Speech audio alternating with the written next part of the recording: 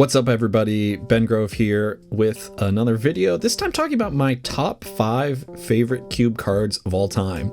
Now, these cards are not necessarily the most powerful cards or the most ubiquitous cards in Cube, but I picked this list as an example of some really cool effects that I think can fit into basically any cube out there, and they have really fun play patterns, or like they just feel really good when they're in your deck, and they're really fun cards to draft as well. So before we jump into the action here, I just want to remind everybody, if you're interested in learning about some different cubes or looking for some cube resources, cubekoga.net is the place to go. Has a lot of great cubes made by a lot of really great people in the Pokemon community at large, and some links to some great resources, as well as the Discord that I participate in. So check that out. All right, first up, I have 2 honorable mentions.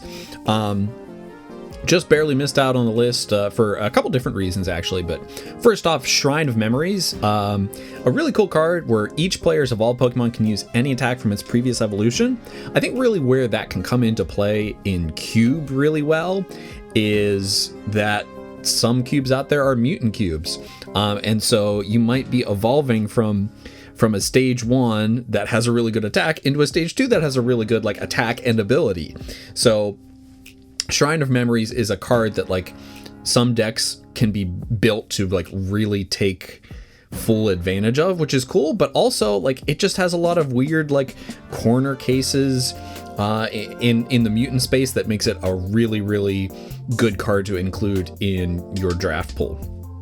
And then second, Holland Transceiver, I included it kind of as an honorable mention because I feel like it's really known how great Holland Transceiver is. If you played the game back in the EX era, Holland Transceiver was probably the most popular support engine out there. It can search a deck or discard pile for a supporter card that has Holland in its name, and there are 6 different Holland supporters: Mentor, Adventurer, Scientist, Researcher, Lass, and Farmer. So a lot of different flexibility, which is a hallmark really of cube play, is that there are a lot of different lines you can take and a lot of flexibility. So a Holland engine in cube is something that can really just like make your deck go. Another really cool thing is that it has really good draft implications too, because if you have enough Holland Transceivers and Holland supporters in the cube, I think players can really have to like make a managed evaluation of like how highly should I take these cards. Like, am I seeing the Holland supporters coming around the table so that like I can like take this Holland Transceiver high so that then I can just like have a really big solid engine, or are they being fought over? So it's a really great thing in draft too. All right, moving into the top 5 here. Number 5, and it's a 3-fer here. We've got Holland's Castform, Electrode, and Magneton. Yes, we're sticking with the Holland engine, which is part of the reason why I didn't want to just like have 2 Holland cards in my top 5 here. But I mean, the design is so great. So on these 3 little guys, the text that's important is the tiny little text box at the bottom. You may attach this card as an energy card from your hand to one of the Pokemon that already has an energy attached to it. When you attach this card, return an energy card attached to that Pokemon to your hand. And while it's attached, it counts as a special energy that provides every type of energy, but 2 energy at a time. So ridiculously powerful for multiple reasons. Number 1, it's searchable special energy. These guys are level ball searchable. Holland's Castform is quick ball searchable. The Electrode and Magneton are Evo Incense searchable. So that kind of thing is like kind of unheard of. Like there's no good way to search for a double colorless energy at that rate. So really insane. Also, it helps you like conserve turn attaches. You get 3 turn attaches out of 2 energy, basically. So like if you attach a basic energy for turn on your first turn, you attach an Electrode the second turn, then you reattach that same basic energy, it's just really an economy in and of itself. And finally, the thing that's really great for Cube as well is it promotes splashing different colors in your deck.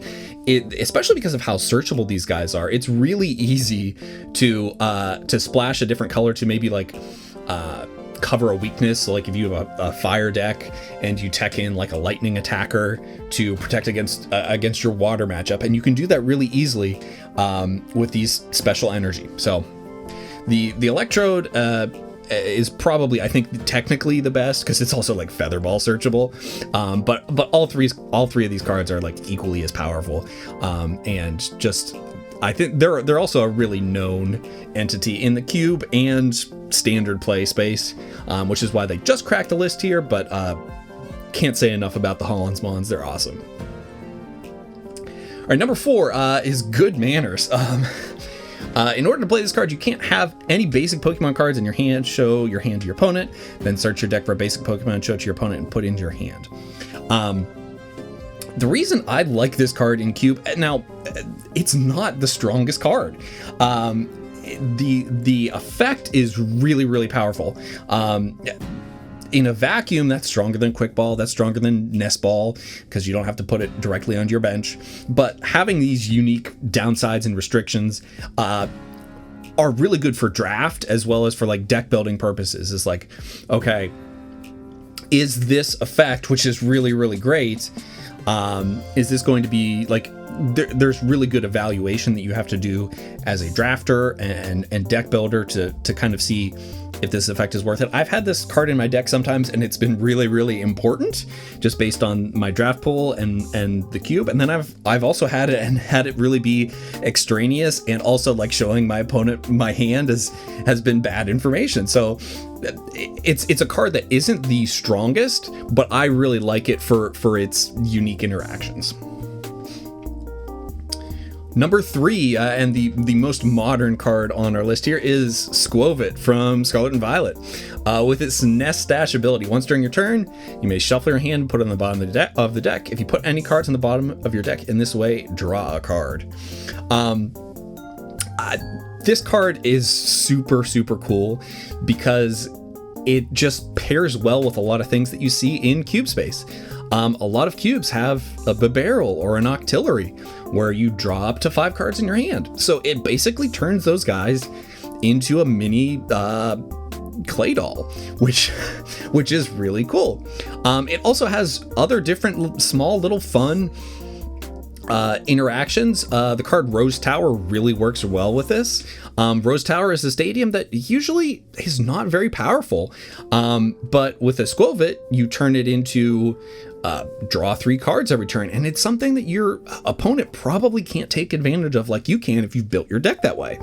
You can also, if you want to like put in some really cute combos in your Cube that are sort of more on the dreamer end of things, this card can help facilitate it. Like if you have Primate Wisdom, Orin Guru, and Archie's Ace in the Hole, like this just like guarantees that combo. So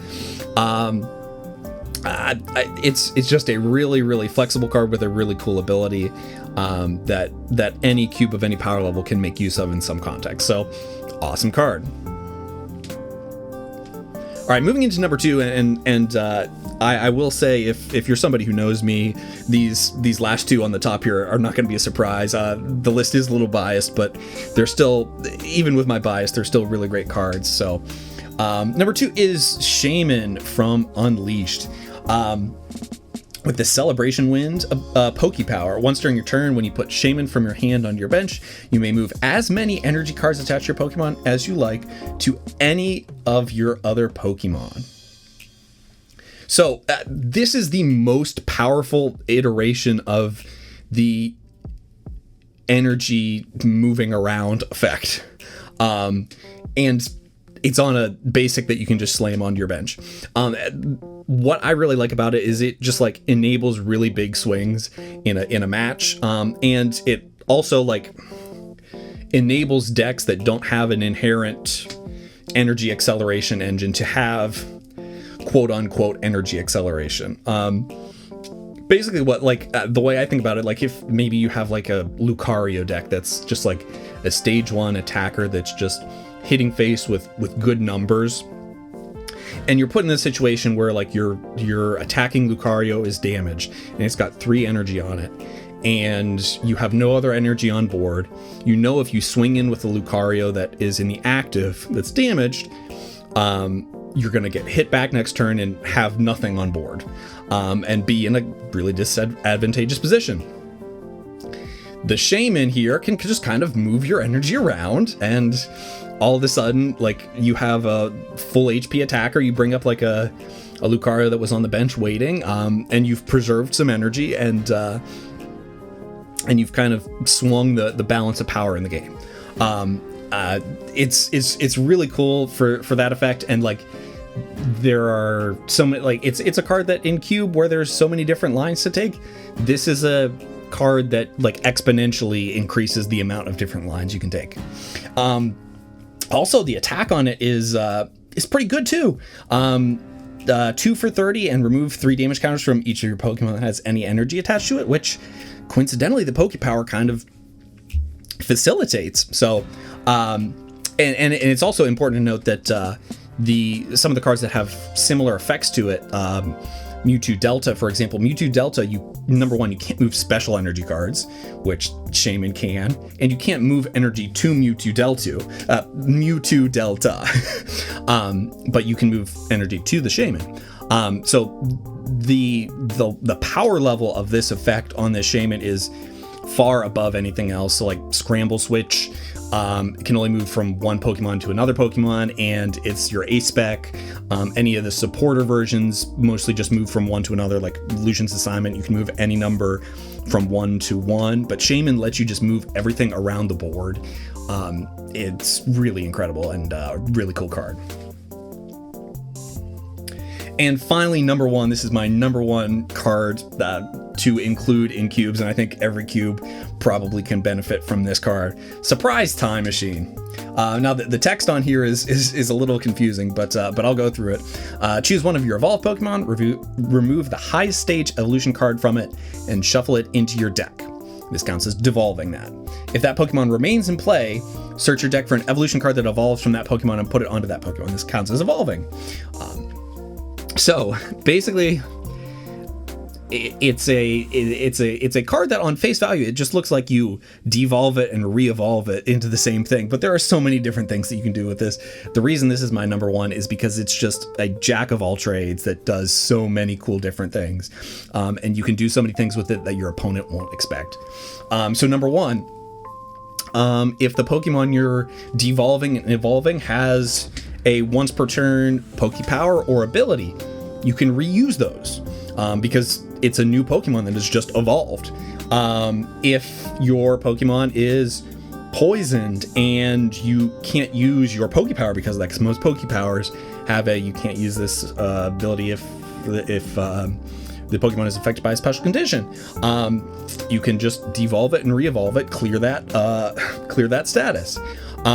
If you have an on-play ability or Pokepower, that when you evolve it from hand, you use it, you can just devolve the Pokemon, throw it back into your deck. Now, the one thing that makes this a little bit slow is that it'll take a full turn cycle to be able to reuse this, but it's still really something valuable that you can do. If the Pokemon you're devolving is a 2-prizer that your opponent is going to knock out, you can devolve it into a 1-prizer and have your opponent only take 1 prize from the knockout, and also kind of use it as a switch card then at that point. If your cube supports more than one evolution in the same line, like if this is like an Eevee's deck where you have a Flareon out and your opponent has promoted, I don't know, like a Machamp, you can Surprise Time Machine into an Espeon and hit the Machamp for weakness. So there are so many different things that this Surprise Time Machine can do.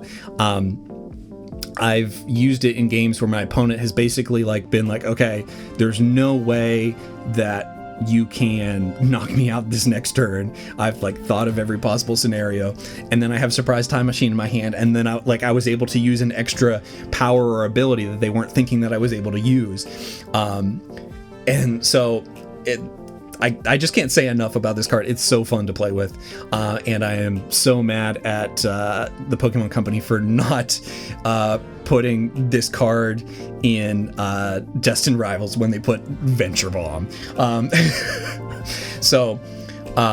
Yeah. All right. How'd I do on this list? Do you guys agree? Do you disagree? Feel free to duke it out in the comments below. But yeah, this is my list. I hope you enjoy, and we'll see you next time.